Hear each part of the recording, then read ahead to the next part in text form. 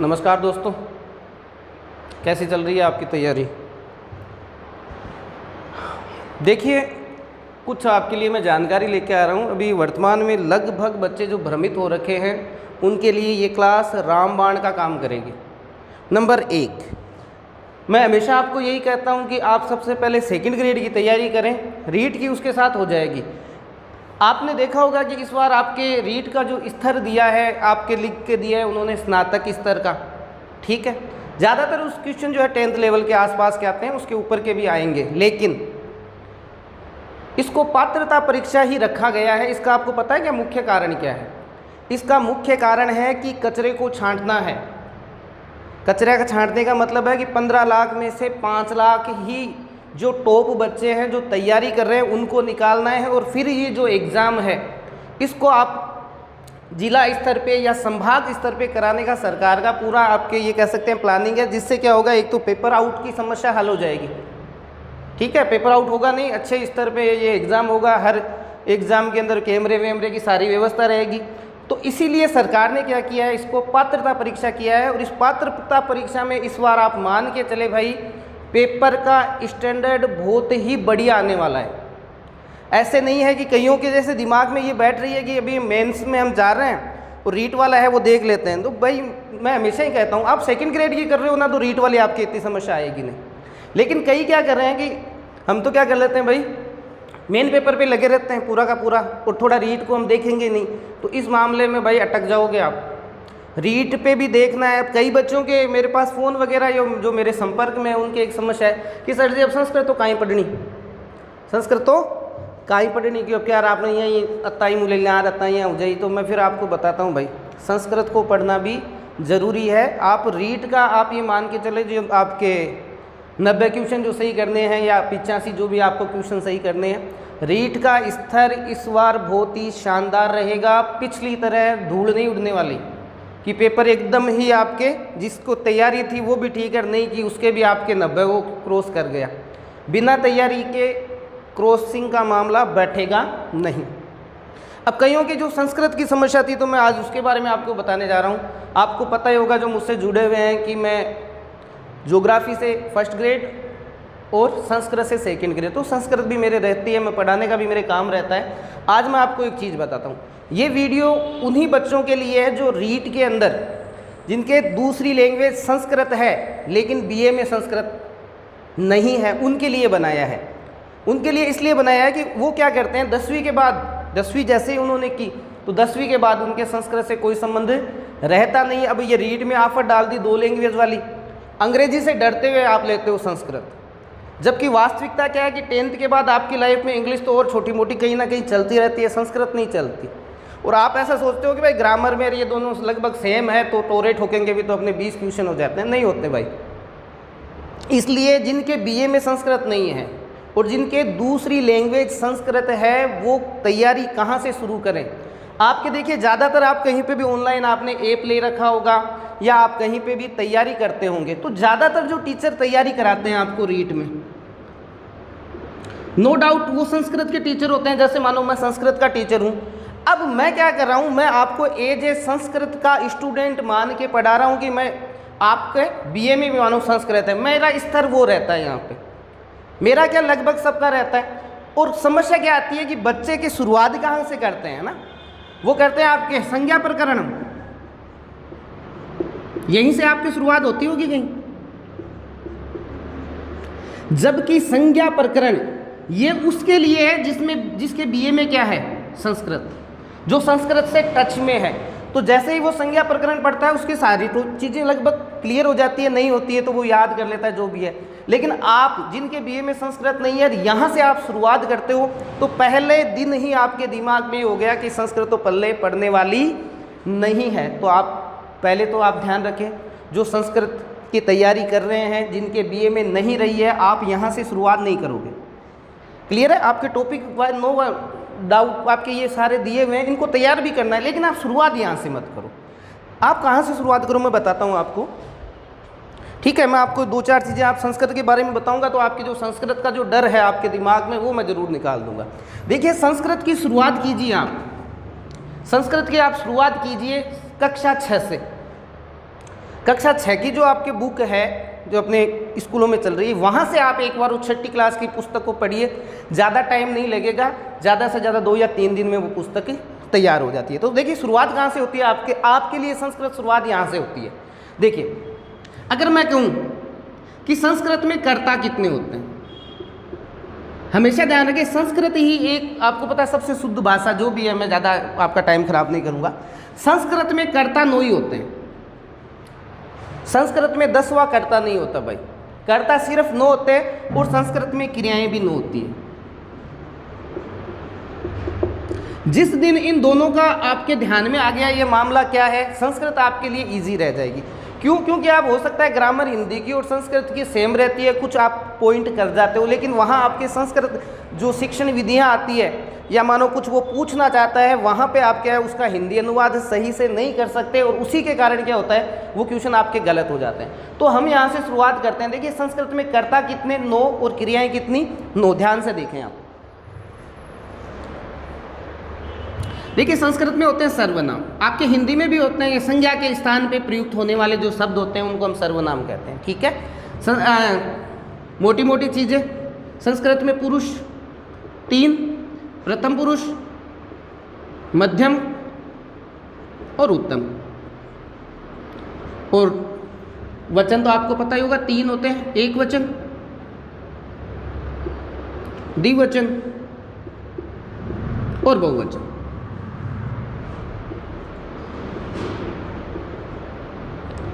अब देखिए प्रथम पुरुष कौन होता है? 3 पुरुष आप मान के चलते हो, 1 2 3 ही होते पुरुष। 2 व्यक्ति जब आपस में किसी तीसरे के बारे में बात करते हैं, 2 व्यक्ति मिलकर, भाई आप ये मान लो आप किसी की चुगली कर रहे हो, तो आप जिस व्यक्ति की चुगली कर रहे हो या जिसके बारे में बात करते हो वो हमेशा ही संस्कृत में प्रथम पुरुष ही कहलाता है। जैसे 2 व्यक्ति बातें कर रहे हैं, वह जा रहा है, वह जा रहा है, राम आ रहा है, मोहन जा रहा है, मोहन सीता गा रही है। इसका मतलब मोहन और सीता तो वहाँ पे बात नहीं करते ना। तो प्रथम पुरुष का मतलब होता है जिसके बारे में 2 व्यक्ति बात करते हैं। तो ये कौन कौन से होते हैं यहाँ से देखना। प्रथम पुरुष में सबसे पहले देखो स यानी होता है वह, तऊ यानी वे दोनों, तऊ यानी वे दोनों, और ते यानी होता है वे सब। क्लियर है? ये आपके पुलिंग में यूज करते हैं। मैं एक बार का आपको मोटा मोटा बता देता हूँ। स यानी वह, आप किसी के बारे में बात कर रहा है, वह जा रहा है, यह जा रहा है, सीता जा रही है, किसी का भी नाम अगर लगभग आता है तो नो डाउट वो प्रथम पुरुष में ही आता है। ठीक है, ऐसे अब आपके एक इंग्लिश और ये संस्कृत में कुछ ना कुछ समानताएं हैं। जैसे आप इंग्लिश में ही का मतलब होता है वह और सी का मतलब भी क्या होता है वह, लेकिन जैसे ही आप ट्रांसलेट करते हो आपको ही मिलते आपको पता चल जाएगा लड़का है, सी मिलते ही लड़की है। तो संस्कृत में भी तो एक दूसरी लैंग्वेज है संस्कृत भी, इसका भी ट्रांसलेट करना है। तो संस्कृत में देखो सा यानी होता है वह, सा लड़की के लिए यूज करते हैं, स लड़के के लिए, सा, ते और ताहा। क्लियर है? मतलब जहां लड़की होगी वहां हम प्रयोग करेंगे सा का, जहां लड़का होगा वहां स का। अब आपके यहाँ और यहाँ समस्या आएगी कि गुरुजी ये मैं आगे आपके क्लियर करवा दूंगा, आप आराम से पकड़ लोगे कि गुरुजी ये 2 लड़कियां हैं या ये लड़के हैं, कैसा पता चलेगा? तो वो क्रिया से पता चल जाता है भाई। ठीक है, ऐसे ही नपुंसकलिंग में आप दैट का यूज़ करते हो, यहाँ तत्, ते और तानी का प्रयोग करते हैं। एक बार में ही आप देख लेना, वैसे लगभग आपके छोटा मोटा तैयार है तो आप देख लेना। तो ये स्त्रीलिंग, पुल्लिंग और नपुंसकलिंग 3 लिंगों में आ गया, एक वचन, द्विवचन और बहुवचन। अब देखो प्रथम पुरुष के बाद आ जाओ आप मध्यम पुरुष। त्वम, युवाम और यूयम। ठीक है, त्वम, युवाम, यूयम। देखिए त्वम का मतलब होता है तुम, इनका सेम टू सेम लेते चलो, द्विवचन में चल रहा है तुम दोनों और तुम सब। मैं जल्दी में लिख रहा हूँ, थोड़ा राइटिंग का देख लेना। तुम दोनों, तुम सब। मध्यम पुरुष वह होता है जिसको हम डायरेक्ट कोई भी बात कहते हैं। जैसे आपके सामने कोई भी खड़ा है, ठीक है, आप डायरेक्ट कह रहे हो तुम कहाँ जा रहे हो, तुम दोनों कहाँ जा रहे हो, तुम सब कहाँ जा रहे हो, तो ये आ जाते हैं आपके मध्यम पुरुष में। ठीक है, और ये ले लो आप उत्तम पुरुष। अहम, अहम यानी मैं, आवाम, हम दोनों और वयम। हम सब। जो इनके संस्कृत नहीं है वो शुरुआत हमेशा यहाँ से करो, आप बेसिक से शुरुआत करो। आप तो पहले डीपली जा रहे हो, सीधे समुद्र में गोता लगा रहे हो, तैरना सीखा नहीं है अभी तक आपने। अब आप देखिए अहम यानी मैं, आवाम यानी हम दोनों। अब यहाँ पे लड़का हो या लड़की, उन दोनों के लिए त्वम आएगा। ऐसा नहीं है कि सर लड़की होगी तो फिर त्वम करें या नहीं, लड़का हो या लड़की त्वम। अहम लड़का हो या लड़की, वो वाक्य से फिर पता चल जाता है लड़का बातें कर रहा है या लड़की। अब देखिए आप गिन के देखो, वह ये 1 नंबर का कर्ता होता है संस्कृत में, 2 नंबर का और ये 3 नंबर। त्वम 4, युवाम 5, यूयम 6, अहम 7 नंबर का कर्ता, आवाम 8 और वयम 9 नंबर का कर्ता। अब संस्कृत के में इसके अलावा कोई भी कर्ता नहीं होता भाई, ये इतने ही होते हैं। जितने कर्ता होते हैं संस्कृत में उतनी ही क्रियाएं होती है, इसीलिए आपके इस विश्व की सबसे शुद्ध भाषा है। ऐसा उल्टा सीधा वहाँ पे कोई सिस्टम चलता नहीं है। अब आप ध्यान से देखें, संस्कृत में 9 कर्ता हो गए। अब कहते गुरुजी कोई का नाम आ जाए तो, अगर एक नाम आए, जैसे सीता जाती है उसको 1 नंबर का कर्ता मान लो, सीता और राम जाते हैं उनको 2 नाम आए ना, सीता का राम का, तो 2 नंबर का कर्ता मानो। और 2 से ज़्यादा अगर नाम आ रहे हैं तो उसको 3 नंबर का कर्ता मानो। अब जितने भी नाम हो गए, एक नाम है सीता है, गीता है, मोहन है, श्याम है, उसको आप 1 नंबर का कर्ता, उसका नंबर दे दो आप 1। 2 नाम आते हैं तो उसको दे दो 2 नंबर का कर्ता, और 2 से ज़्यादा नाम है तो 3। और यहाँ पे फिर आगे सिस्टम सेट का सेट। ये होते हैं संस्कृत में आपके सर्वनाम। तो आपको पता है संज्ञा के स्थान पे प्रयुक्त होने वाले शब्द ये संज्ञा की जगह प्रयुक्त होते हैं। राम जाता है, राम की जगह मैंने कह दिया वह जाता है, तो राम की जगह वह आ गया। तो मोटी मोटी बातें हैं। अब यहाँ आप देखिए,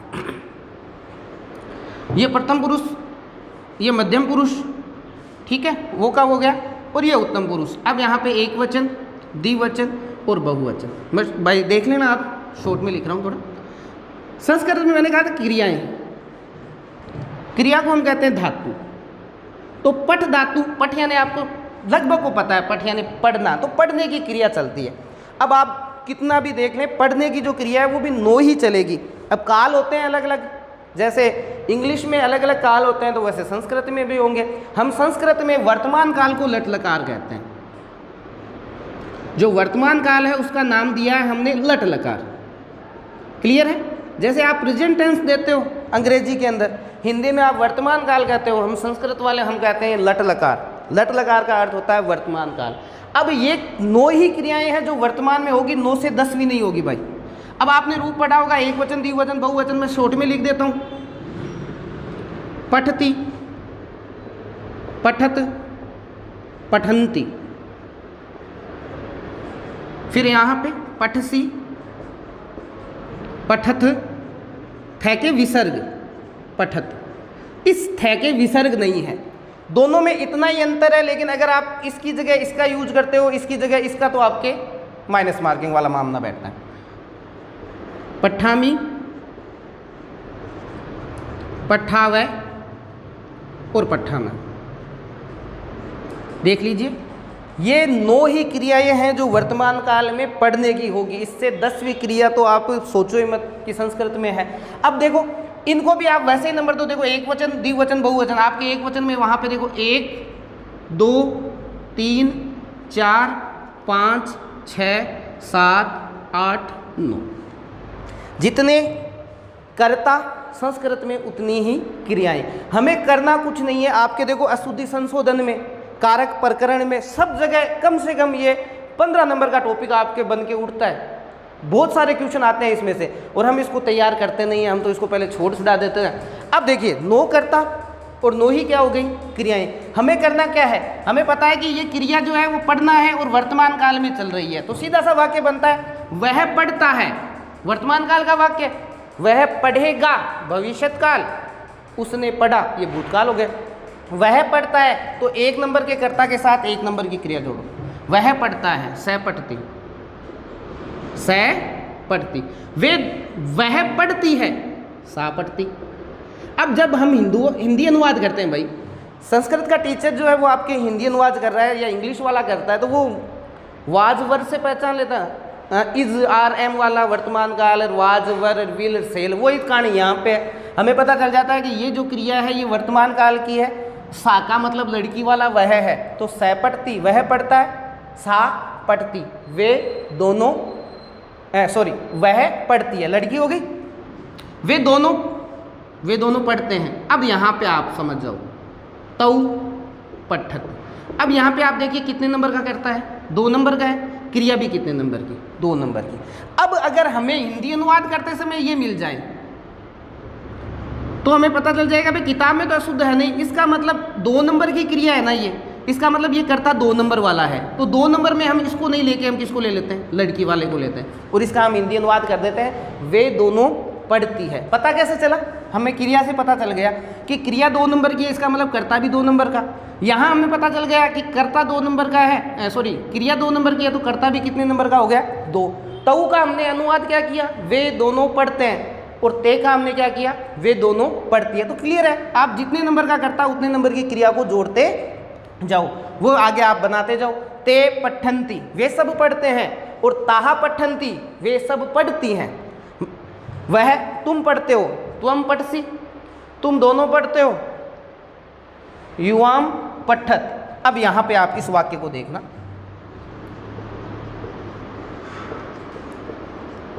तुम दोनों पढ़ते हो, है ना, 5 नंबर का करता। यहां से मैंने क्रिया भी कितने नंबर की उठाई है, 5। क्लियर है, तो इसका अर्थ हो गया तुम दोनों, और ये वर्तमान काल की क्रिया है तो हम कहेंगे तुम दोनों पढ़ते हो, तुम दोनों पढ़ते हो। लेकिन जैसे ही ये विसर्ग गायब होती है तो आप देखो कर्ता कितने नंबर का, 5 का, और ये क्रिया कितने नंबर की आ गई, 6। ये अशुद्ध वाक्य। अशुद्धि संशोधन में हमें ध्यान रखना पड़ता है विसर्ग का भी। तो विसर्ग नहीं आते ही कर्ता तो है वो 5 का हो जाता है, और क्रिया कितने की चली गई, 6 की। आपने विसर्ग लगा दी, अब आप आ गए 5 में। इसीलिए ये सबसे शुद्ध भाषा है। अगर आपने विसर्ग की गलती की तो अशुद्ध हो जाता है वाक्य, ठीक है। और हम सब पढ़ते हैं, यूयम पठत, मैं पढ़ता हूँ, अहम पठामी, हम दोनों पढ़ते हैं, आवाम पठावे, और हम सब पढ़ते हैं, वयम पठामी, वर्तमान काल में। अब पठ की जगह लिख कर दो, लिखती लिखत, देखो सेम टू सेम रूप चलता है, सिर्फ इस आखिरी को पकड़ो।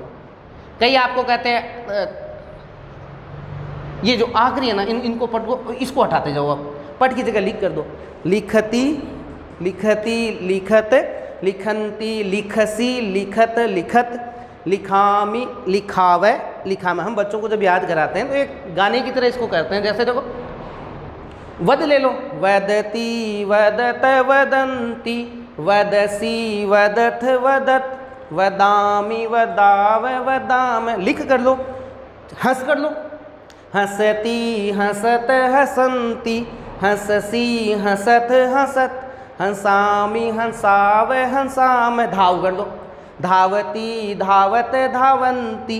कहने का अभिप्राय ये है कि अब आप क्या करते जाओ, क्रिया चेंज करते जाओ, और कर्ता तो वो के वो रहने वाले, क्रियाओं में पठ की जगह लिख कर दो, वध कर दो, ठीक है। इस प्रकार से आप 15 से 20 जो सामान्य क्रियाएं हैं एक बार की वो याद करेंगे। पढ़ना, लिखना, हंसना, हंसती हंसत हंसंती, दौड़ना, धावती धावत धावंती। इस प्रकार से आप एक बार की 10-15 धातुएं आप याद करो, कर्ता के साथ उनको मिलाना सीखो, आप धीरे धीरे वाक्य बनाना सीख गए। जितने नंबर का कर्ता उतने नंबर की आपने क्या की, क्रिया का प्रयोग। ये वर्तमान काल है। ऐसे ही आप अब यहाँ पे क्या करोगे, भविष्यत काल लिखोगे, कर्ता तो चेंज होंगे नहीं। पठिष्यति पठिष्यत पठिष्यन्ति, पठिष्यसि पठिष्यत पठिष्यत, पठिष्यामि पठिष्यावै पठिष्यामः, वही है। रूप इसका थोड़ा अलग हो जाएगा, ये इश जुड़ जाता है बीच में, तो इश जोड़ते ही आपके ये भविष्यत हो गया बस। अब देखो, पठिष्यति पठिष्यत पठिष्यन्ति, वदिष्यति वदिष्यत वदिष्यन्ति, गमिष्यति गमिष्यत गमिष्यन्ति, धाविष्यति धाविष्यत धाविष्यन्ति। 2-3 बार प्रैक्टिस करोगे याद हो जाएंगे। वो के वो कर्ता वही है, कर्ता तो अब याद करने ही नहीं है, क्रियाएं आप याद करते रहो। अब आपके ये हो जाएगा, राम पढ़ेगा, भाई नाम आ गया, एक नाम आया ना राम, तो 1 नंबर का कर्ता मानो उसको, राम। और ये ले लो पठिष्यति, राम पढ़ता है, राम पढ़ती, राम पढ़ेगा, राम पठिष्यति। जितने नंबर का कर्ता उतने नंबर की क्रियाओं को हमें इसके साथ जोड़ते जाना है। यहाँ तक क्लियर है। अब इसमें आपको देखो 500 रूप याद करने पड़ेंगे भाई, भूतकाल वाला भी आपको याद करना पड़ेगा। अपठत, अपठताम, अपठन, अपठ, अपठतम, अपठत, अपठम, अपठाव, अपठाम। एक बार याद कर लो, जिंदगी भर नहीं भूलोगे। पट की जगह लिख कर दो, ए लिखत, ए लिखताम, ए लिखन, ए लिख, ए लिखतम, ए लिखत, ए लिखम, ए लिखाव, ए लिखाम। इस प्रकार से आप जितने कर्ता उतनी क्रियाएं, भविष्यत काल, भूतकाल, वर्तमान काल, 3 से एक बार आप याद करोगे तो तीनों के अगर मैं एक एक वाक्य लिख देता हूं यहाँ पे देखो भाई, जैसे सपटती, तो ये वर्तमान काल में वह पढ़ता है, सपटिशति ये भविष्यत काल में हो गया वह पढ़ेगा, और स अपठत ये भूतकाल में हो गया कि वह पढ़ेगा। तो हमने क्रिया देखो, क्रिया सेम टू सेम, कर्ता सेम टू सेम, लेकिन इनसे आपके क्या हो जाएगा, कर्ता और वो जो आपके काल का जो निर्धारण है वो आप यहाँ से कर सकते हो, बहुत इजी वे में हो जाएगा। तो अब आपने 2 चीज़ें सीखी, संस्कृत में 9 कर्ता होता है, संस्कृत में 9 क्रियाएं होती है। क्रियाएं अलग अलग काल में हो सकती है, तो अलग अलग काल के हम अलग अलग रूप पढ़ते हैं। हमारे यहाँ पे इसको आपको पता है लट लकार लिखते हैं, भविष्यत काल जो होता है इसको ल के नीचे री लगा दो, लिट लकार लिखते हैं, और जो भूतकाल होता है इसको हम लंग लकार लिखते हैं। ठीक है भाई, तो ये हमारी भाषा ऐसी है। आप अंग्रेजी में प्रेजेंट, फ्यूचर, फास्ट नहीं करते, तो हम भी यहाँ पे लट, लिट, लंग करते हैं। लेकिन एक रूप याद करने से सारे रूप याद हो जाते हैं। सिर्फ धातुएं चेंज करते रहो, क्रियाएं चेंज करते रहो। धातु का मतलब क्रिया चेंज करते रहो, तो कर्ता चेंज करने की आवश्यकता नहीं। अब देखिए सबसे बड़ी समस्या, अगर आपके छोटा सा ये टॉपिक दोनों ध्यान में आ गया, जितने नंबर का कर्ता उतने नंबर की क्रिया। क्रियाएं काल में चेंज होती रहती है, परिवर्तित होती रहती है, उनको आप मिलान करते रहना। तो ये 6ठी क्लास में पहला टॉपिक है, यहाँ से आप शुरुआत करोगे, नो डाउट आपके काफ़ी कुछ अच्छा हो जाएगा। अब देखिए मैं आपको और बता देता हूँ, जिनके बीए में संस्कृत नहीं है उन 90% बच्चों को इस चीज़ का ध्यान नहीं है। वो बचपन से एक चीज़ रटते आए थे, आज उस रटने वाली चीज़ का हम पोस्टमार्टम कर देते हैं। ठीक है, यहाँ पे विभक्ति, वही एक वचन, द्विवचन और बहुवचन। शॉर्ट में लिख रहा हूँ भाई, क्योंकि आपका टाइम मैं ज़्यादा ख़राब नहीं करूँगा। मैं आपको सिर्फ एक सामान्य सी नॉलेज दे रहा हूँ, आप इस स्तर से अपनी तैयारी करोगे, नो डाउट जल्दी ही आपको संस्कृत में अच्छे नंबर प्राप्त हो जाएंगे। और मैं फिर कह रहा हूँ, संस्कृत में अच्छे नंबर लाने ही हैं। ठीक है ना, ये पूरे के पूरे अशोक गहलोत जी 15 लाख को पास करने से रहे कि हाँ बिना तैयारी के पास हो जाएंगे भाई। हाँ सेकंड ग्रेड, फिर कह रहा हूँ सेकंड ग्रेड आप तैयार करो, आप रीट हो जाओगे, ये मेरी गारंटी है, क्योंकि सेकंड ग्रेड का स्तर है वो उस हिसाब से रहता है। तो पहले वाले जिन्होंने बच्चों ने दे रखी है उनके तो एक खुद अपने आप में कॉन्फिडेंस में बैठे हैं कि इजी आएगा पेपर, पेपर इजी नहीं आएगा, आज लिखा लेना मेरे से। देखिए हम एक रूप पढ़ते आए थे आज तक, राम शब्द। तो राम के देखिए राम में ए की मात्रा है, तो हम कहेंगे ये अकारांत है। ठीक है, राम लड़का है तो इसलिए हम इसको कहेंगे पुल्लिंग। ऐसे ही यहाँ पे अगर रमा आ जाता बाई चांस, तो रमा के अंत में आ रहा है तो हम इसको कहते हैं आकारांत। सीधी सी बात है, रमा लड़की है तो हम इसको कहते हैं स्त्रीलिंग। तो 3 लिंग आपके मुख्य रूप से आपके चलते हैं, नहीं हाँ एक नपुंसकलिंग वाला है। और अब ऐसे ही एक शब्द और मैं थोड़ा सा बता देता हूँ, जैसे गुरु शब्द है, गुरु अकारांत, ये उकारांत है। ठीक है, और आपको ध्यान रखना है पुल्लिंग है, क्या है पुल्लिंग। तो इस प्रकार से हम शब्दों के बारे में जो हम अकारांत, उकारांत, इकारांत, तकारांत, सकारांत जो भी आप लिखते हो, इससे हम निर्धारण कर लेते हैं। अब देखिए राम का रूप आपने पढ़ा है, प्रथमा विभक्ति। जल्दी में लिख रहा हूं भाई, राम है, रामौ, रामः। ये द्वितीय, मैं शॉर्ट में ऐसे कर रहा हूं, द्वितीय विभक्ति। ठीक है, रामम, रामौ, रामान। तृतीय रामेण, रामाभ्याम, रामई, 2 मात्राएं विसर्ग। चतुर्थी रामाय, रामाभ्याम, रामेभ्य। फिर ले लो पंचमी। ठीक है, रामात, अब यहाँ ठीक है भाई, ये लिखने की जरूरत नहीं, रामात, रामाभ्यम, रामेभ्य। अब ले लो आप षष्ठी, रामस्य, रामयो, रामाणाम। सप्तमी, रामे, रामयो और रामेशु। और अंत में संबोधन होता है, किसी को हम आवाज देते हैं ना दूर से, हे राम, हे रामो, हे रामा। तो आपने देखा ये ऊपर वाली लाइन उठा के मैंने सेम टू सेम लगा दी। इसका मतलब संबोधन में प्रथमा विभक्ति होती है।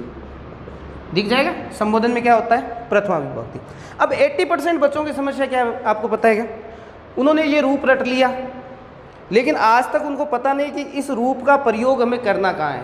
और जिस बच्चे ने ये चीज़ सीख ली, मेरे हिसाब से वो आज 100% गवर्नमेंट में टीचर आपको मिल जाएगा संस्कृत का। क्यों? क्योंकि उसने मेन संस्कृत की जड़ पकड़ ली। आपने भी रटा होगा, लेकिन आपने कभी सोचा कि ये हमारे काम कहाँ आता है? देखिए काम कैसे आएगा, सुनना। मैं इसमें एक चीज़ आपको बताता हूँ, आप मुझे बताइए कॉमन शब्द क्या है। आप कहोगे सर राम है, यहाँ भी राम है, यहाँ राम है, यहाँ राम है, यहाँ सब जगह राम है, लेकिन फिर भी अंतर आ रहा है। एक जगह विसर्ग आ रही है, एक जगह मैं आ रहा है, एक ने आय आत शर आ रहा है, एक में एक की मात्रा आ रही है। एक में किसकी मात्रा? ए। तो ये क्यों लगाई संस्कृत वालों ने? कुछ ना कुछ कारण रहा होगा इसका। तो इसका कारण रहता है आपके कारक। आप पढ़ोगे आगे, कारक विभक्तियाँ, उपपद विभक्तियाँ, वहाँ काम आएगा ये। जहाँ आपको कारक विभक्ति से वाक्य बनाना है वो यहाँ से बना दोगे, और उपपद विभक्ति जो होती है जिसमें परितय के योग में द्वितीया या अंग विकार के योग में तृतीया है, भीत्रार्था नाम भय हेतु है ना, पंचमी विभक्ति भय के अर्थ में, वो आप आगे आप पढ़ते जाओगे। लेकिन ये कारक जो वाक्य बनते हैं वो यहाँ से बनते हैं। कैसे बनते हैं? अब मैं मोटा मोटा बता दूँ आपको।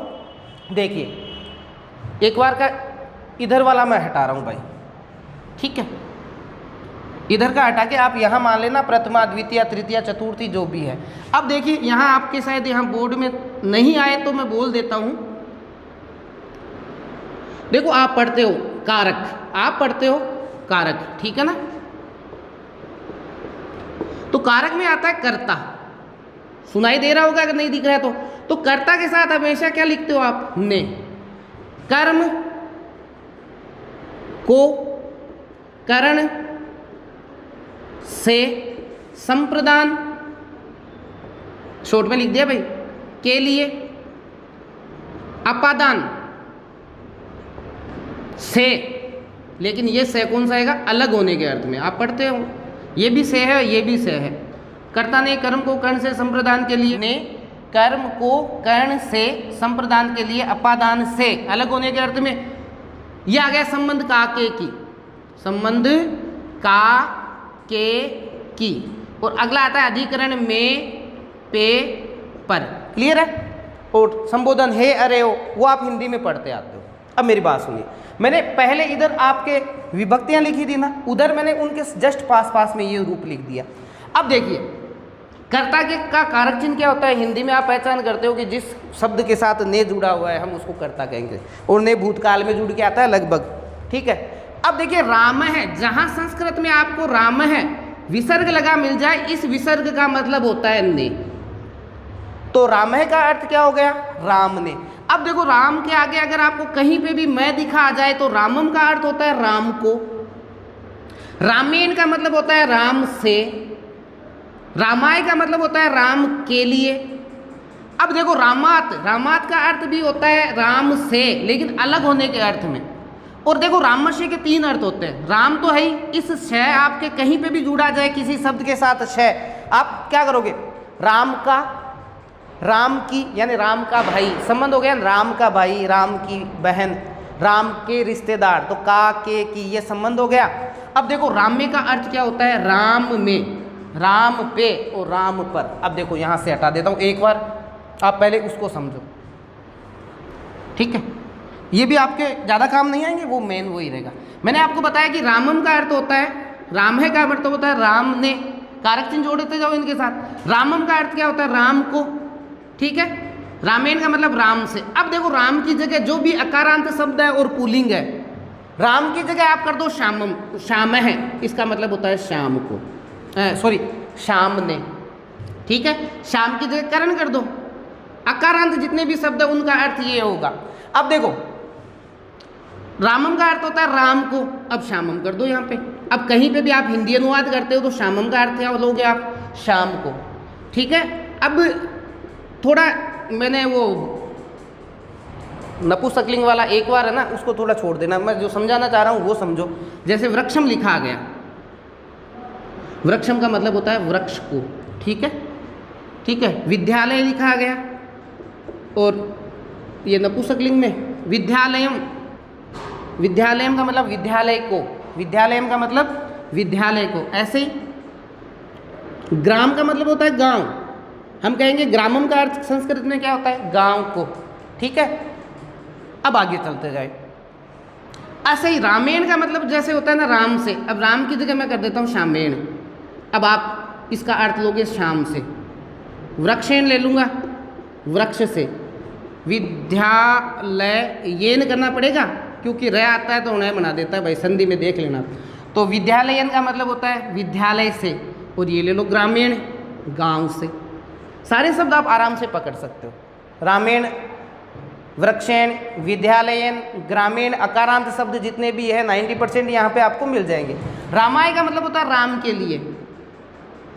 वृक्षाय का मतलब होता है वृक्ष के लिए। विद्यालयाय का मतलब होता है विद्यालय के लिए। ग्रामाय का मतलब होता है गांव के लिए, गांव के लिए। श्यामाय का मतलब शाम के लिए। मैं समझाना ये चाह रहा हूँ, आय की मात्रा जहाँ कहीं किसी शब्द के पीछे मिले, आय का मतलब होता है के लिए, एण मिल जाए से होता है, मैं मिल जाए को होता है। बस सीधी सी कहानी इतनी है। अब देखो रामात, आप कहोगे वृक्षात, आप पढ़ोगे बालक सिंहात, शेर से, है ना। राजा सिंहासन से उठा, सिंहासनात, ठीक है। और क्या ले लोगे, ग्राम से, ग्रामात, वह गांव से आता है। तो मैं कहना ये चाह रहा हूं, आत जहां मिलेगा आपको उसका अर्थ लेना है के लिए। क्या अर्थ लेना है आपको, के लिए अर्थ लेना है। ऐसे ही देखो रामस्य, वृक्ष से का मतलब वृक्ष का, सिंह से मतलब सिंह का, सिंहासन से मतलब सिंहासन का, यानी शय जहाँ पे भी जुड़ा है इसका अर्थ लोगे का या के या की, अर्थ के अनुसार। और ऐसे ही मे पेपर, राम्य, राम्य की जगह कर दो ग्राम्य। राम्य का मतलब राम में, ग्राम्य का मतलब गांव में। वृक्ष, वृक्ष पर हो जाएगा, है ना। कक्षे, कक्षा में। ऐसे आराम से आप हजारों शब्दों को इनका यूज करके आप बना सकते हो।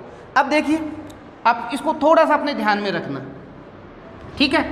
मेरे कहने का अभिप्राय ये है कि आप पहले यहाँ से, पहले स्टेप से संस्कृत शुरुआत करो। अब मैं एक वाक्य लिख रहा हूँ, आप खुद देखना, कारक चिन्ह उधर आपके पास लिखे हुए हैं। मैंने लिखा राम के भाई, नहीं लक्ष्मण लिखो, लक्ष्मण के भाई। अब देखो राम के साथ कारक चिन्ह, राम ने रावण को बाण से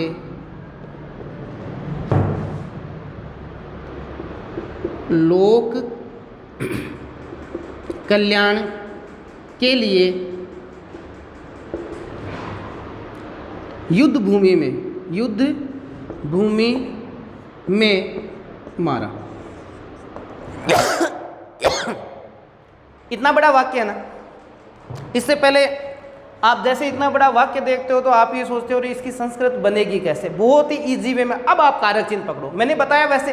देखो के, मैंने बताया था ना, रामस्य का मतलब राम का। अब यहां लक्ष्मण आ गया तो लक्ष्मण कर दो भाई, कहाँ समस्या है। तो इस के का अर्थ क्या लोगे, श। तो आपने लिख दिया लक्ष्मणस्य। समझ में आ गया।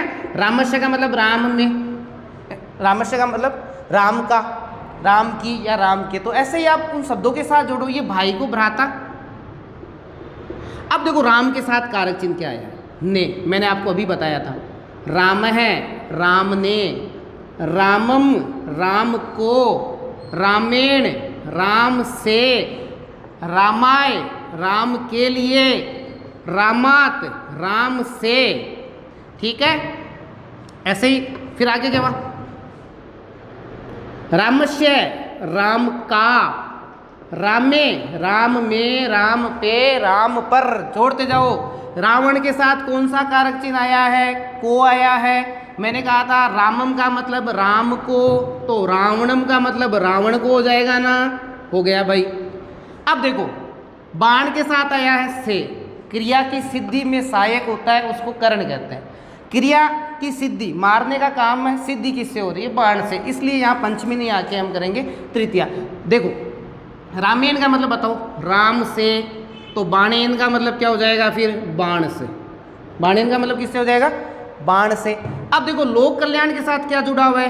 के लिए। मैंने अभी बताया था रामाय का मतलब क्या होता है? राम के लिए। लोक कल्याण लिखा हुआ है, ऐसा का ऐसा लिख दो, लोक कल्याण आय लगा दो, लोक कल्याण आय, लोक कल्याण के लिए युद्ध भूमि में, युद्ध भूमि। अब देखो ये रहा आपके राम में, कहाँ लिखा था? हाँ ये रहा राम में। राम में का मतलब होता है राम पे, राम में, राम पर, ठीक है ना, ये होता है। अब यहाँ पे देखो क्या लिखा है? में। रामे का मतलब राम, राम में, युद्ध भूमि कर दो यहाँ, युद्ध भूमि का मतलब युद्ध भूमि में, और मारने को हतः कहते हैं, तो हतः, ठीक है भाई। अब मुझे एक बात बताओ, कोई सा भी कितना भी बड़ा वाक्य हो, आप एक तो उसका हिंदी अनुवाद करना सीखोगे यहाँ से। अगर आपको राम शब्द में आपको इतना पता है कि राम है, राम है का मतलब राम ने होता है, रामम का मतलब राम को होता है, तो इनकी जगह अगर कोई भी शब्द आ जाए, आपने देखा इतना बड़ा वाक्य था, आपने सिर्फ एक राम शब्द की पहली लाइन के ध्यान में रखा कि भाई इनका क्या क्या अर्थ होता है, ये देख लेना वापस यहाँ से, ठीक है। कारक चिन्ह जोड़ते जाओ, ये पहले क्रम से जोड़े हैं वैसे मैंने, तो इस हिसाब से आप क्या करोगे? संस्कृत की तैयारी करना शुरू करो। 2 या 3 दिन में आप संस्कृत अच्छी तरह से समझने लग जाओगे।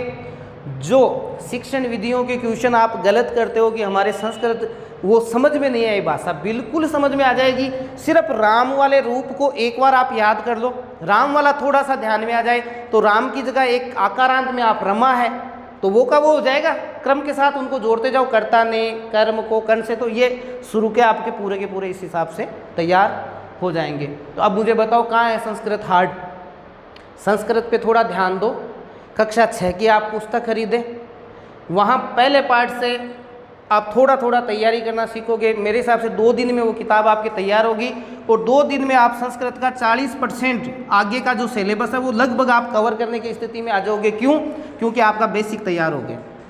और अभी आप लेके बैठ गए संज्ञा प्रकरण, फिर वो संधियाँ, फिर वो संधियों को सूत्रों से पढ़ते हो, और है ना, फिर कारक प्रकरण, मामला खराब हो जाएगा थोड़ा। यहाँ से शुरुआत करोगे, अगले सारे टॉपिक एकदम पानी की तरह, जब पानी बहता है ना उस तरह से आपके हाथ आराम से निकल जाएंगे, कुछ समस्या नहीं आएगी। तो भाइयों मैं फिर आपको कह रहा हूँ, रीट का इस बार के पेपर का स्टैंडर्ड बहुत अच्छा आएगा। ओवर कॉन्फिडेंस में ना रहें कि क्या है 90 बना लेंगे। तो रीट लेवल फर्स्ट के तो बल्ले बल्ले है, उनके तो हो आ गया, वो उनके मान्य भी है प्रमाण पत्र, तो वो तो परेशान ना रहें। लेकिन सेकंड ग्रेड जो सेकंड पेपर वाले हैं, जो दोबारा देंगे रीट लेवल 2 वाले, थोड़ी तैयारी का स्तर बढ़िया रखें। कंपटीशन अपने आप से रखो, मैं तो ये मानता हूँ। ज़्यादा कुछ नहीं है, अगर आप ऐसा डर रहे हो कि कंपटीशन है, लाख है, मुझे तो 1 सीट चाहिए भाई, और मैं तो वो कहीं से भी निकाल सकता हूँ, अपने पे कॉन्फिडेंस रखो। तैयारी का लेवल कोई समय नहीं होता, मैं बार बार कहता हूँ। कोई कहता है मैं 10 घंटे पढ़ता हूँ, कोई कहता है मैं 5 घंटे पढ़ता हूँ। मैंने कहा तेरी लाइव बनाने वाले ये 4 या 5 या 6 महीने है, 6 महीने तो जितना हो सके उतना पढ़। जितना हो सके का मतलब यह है कि आप जितना आपका शरीर आपको साथ दे रहा है उतना पढ़ें। हो सकता है भाई पढ़ते पढ़ते आप परेशान हो जाते हो, 5-7 मिनट इधर उधर घूम के आ गए, किसी से डिस्कस कर लिया, सबसे बढ़िया तरीका है, फिर वापस लग गई तैयारी में। इसलिए ये मत सोचो कि मैं तो 5 घंटे की तैयारी कर रहा हूँ, मेरे 6 की है, मेरे 10 की है। आपको जितना हो सके, और एक बीमारी से हमेशा दूर रहो।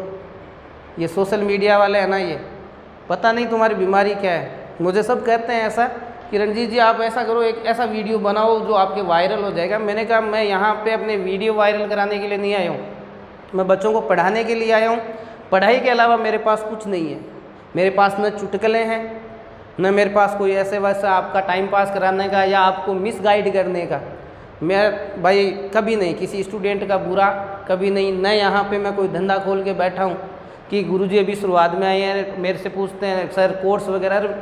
एकमात्र ऐसा टीचर हूँ मेरे हिसाब से जो अपने खुद के पर्सनल नंबर देता है और आपके बनाए हुए नोट्स भेजता है। लेकिन मैं नोट्स उसी को भेजता हूँ जो मांग करता है। मैं ये नहीं है कि टेलीग्राम वाला मेरा चैनल है और मैं अपने नोट्स जो अपनी मेहनत है उनको लिए फालतू के लोग जो उनके लिए रख दूँ। तो टेलीग्राम में जो भी लोग मुझसे नोट्स मांगते हैं, नो डाउट उनको पता है मैं उनको देता हूँ। आपके कोई भी समस्या रहे आप मुझे फ़ोन करके पूछ सकते हैं, आपको कैसे तैयारी करना है, क्या पढ़ना है, क्या नहीं पढ़ना। और हो सके तो थोड़ा सही गाइडेंस में आप तैयारी करें, यूट्यूब के चक्कर में ना पड़े भाइयों, है ना। कोई सा भी एक वीडियो यार आप लग जाते हो और यार जो पढ़ने वाले हैं वो यूट्यूब का सिर्फ घंटे 2 घंटे अपनी क्लास ले ली, बस उतना ही यूज है यार। सुबह से शाम तक बैठे रहते हो तुम, पता नहीं क्या समस्या है तुम्हारे। सफलता ऐसे मिल जाती है तो फिर हम भी यूट्यूब पे 5-5 10-10 घंटे पढ़ लेते हैं। तो यूट्यूब का थोड़ा कम यूज करो, सीधी सी बात है। आप जो भी है किसी का भी वीडियो देखो, मेरा देखो, किसी और का देखो, जो ढंग के हैं, जो अनुभवी हैं उनके देख लो, जो आपके समझ में पल्ले पड़े। भाई मेरा समझ में आ रहा है मेरा पढ़ दो, लेकिन अनुभवहीन व्यक्ति को अपने जीवन के साथ मत खेलने देना। आप खुद देखते हो यार, आप समझदार हो। कुछ तो एज वाले भी बच्चे मेरे पास अभी जुड़े हैं, उम्र ले ली उन्होंने 35-35 साल, और वो एक 20 साल या 22 साल का कोई लड़का है मानो यूट्यूब पे, उसको अपनी ज़िंदगी में अभी एक एग्ज़ाम नहीं दिया, ये ट्रिक पढ़ा तो और ये ट्रिक से ये हो जाएगा वो हो जाएगा, और वो साले उसके पीछे पड़े रहते हैं। मत किया करो ऐसा, सीधी सी बात है। थोड़े अनुभव बहुत सारे मिल जाएंगे यूट्यूब पे, आप देखोगे ना ढंग के आदमी जो आपको सही गाइडेंस करें, उनके साथ जाएं, फालतू के वीडियो में ना पड़े रहें। धन्यवाद। मैंने वैसे आज मेरे को पढ़ाना तो पढ़ाना जीके था, पढ़ा संस्कृत दी, इसलिए दिया। आज मेरे पास बहुत सारे फ़ोन आए और बच्चे मिसगाइड हो रहे हैं, कईयों ने कर दिया कुछ नहीं है रे कि हो जाएगा रीट में, तो क्या है रीट में नहीं होगा भाई ऐसे। क्यों? अपने दिमाग में वापस बिठाओ, पेपर आउट नहीं करना है इस बार। पेपर आउट नहीं करने का सबसे बढ़िया तरीका है सेंटर कम कर दो। सेंटर कम करने का सीधा सा तरीका है पेपर का स्टैंडर्ड थोड़ा हाई कर दो। स्टैंडर्ड हाई कर दोगे तो जो नई तैयारी करने वाले हैं भाई, जो नई तैयारी करने वाले हैं या मानो जो तैयारी को टाइम ज़्यादा नहीं दे रहे हैं, वो बाहर हो जाएंगे, संख्या बचेगी कम संख्या बचेगी, पेपर अच्छा होगा, पेपर आउट भी नहीं होगा और ज़्यादा समस्या सरकार के भी नहीं आएगी। तो सरकार का उद्देश्य आप सबको पास करना तो मेरे हिसाब से नहीं होगा, जो काबिल है वो ज़रूर पास होंगे। धन्यवाद। वीडियो अच्छा लगे तो जो पढ़ने वाले हैं उनको शेयर कर देना, ग्रुप में करो या नहीं करो मेरे कोई समस्या नहीं है, लेकिन जो बच्चे पढ़ने वाले हैं वास्तव में उनको सही गाइडेंस की आवश्यकता है, उनको आप ज़रूर वीडियो भेज दें। राम राम।